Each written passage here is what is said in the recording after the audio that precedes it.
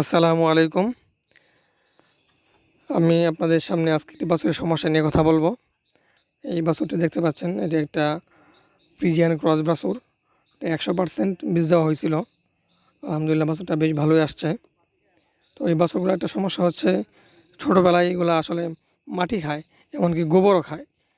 তো গতবার আমার এই গরুর একটা বাছুর হয়েছিল। তো এটা মানে 15 দিন পরে মারা যায়। প্রথমে তো বুঝতে পারি নাই, ওইটা মাটি খাইছিল। মাটি খাওয়ার পরে এই ধরনের পাতলা পায়খানা হয়েছিল, ওইটাকে আর বাঁচানো সম্ভব হয় নাই। তো এই যে দুইটা বাছুর দেখতে পাচ্ছেন, এই যে এই বাছুরটাও এটা শাহিওয়াল বীজ দেওয়া হয়েছিল। তো এইটাও মাটি খায়। তো এইবার কী করলাম, দুইটা বাছুরের জন্য আর কি এই টুয়ার ব্যবস্থা করলাম। এটা অবশ্য এক এক এলাকায় এক এক নামে চেনে। তো এই জন্য আগে বাছুরকে বেঁধে রাখতে হইতো, বাছুর ছাড়া যেত না, মাটি খাইতো। তো এইবার বাছুরকে এইগুলা লাগিয়ে তারপর ছেড়ে দিলাম আর কি বাড়ির উঠানে। তো আলহামদুলিল্লাহ এবার আর মাটি খাইতে পারতেছে না, এবার সুস্থ আছে।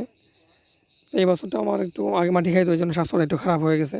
তো আমার বাছুরগুলো সবগুলো কেন যে মাটি খায়, এই বিষয়টা বুঝতে পারতেছি না। তো এটা আসলে একটা মারাত্মক সমস্যা। যদি কোনো বাছুর আসলে ছোটোবেলায় মাটি খায়, আর এটা মানে খামারের মালিক সে যদি বুঝতে না পারে, তো এটা বাছুরটাকে বাঁচানো খুব মুশকিল হয়ে যায়। এই জন্য আগে থাকতে সতর্ক থাকতে হয়, বাছুরগুলো মাটি খাইতে না পারে। এই জন্য একটু আর ব্যবস্থা করা হয়েছে। তো এতে আলহামদুলিল্লাহ হয় কি, মাটি খায় না। দুধ খাওয়ার সময় আবার খুলে দেওয়া হয়, দুধ খাওয়ার পর আবার লাগিয়ে দেওয়া হয়। এই যে দৌড়াদৌড়ি করতেছে, ওদের মনে করেন যে দৌড়াদৌড়ি করলে একটু ক্ষুধাও লাগে, স্বাস্থ্যটা ভালো থাকে।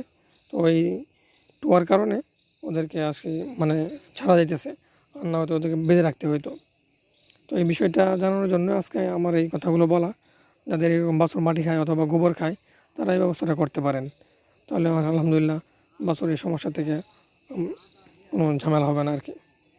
আজকে এখানে শেষ করছি। আসসালামু আলাইকুম।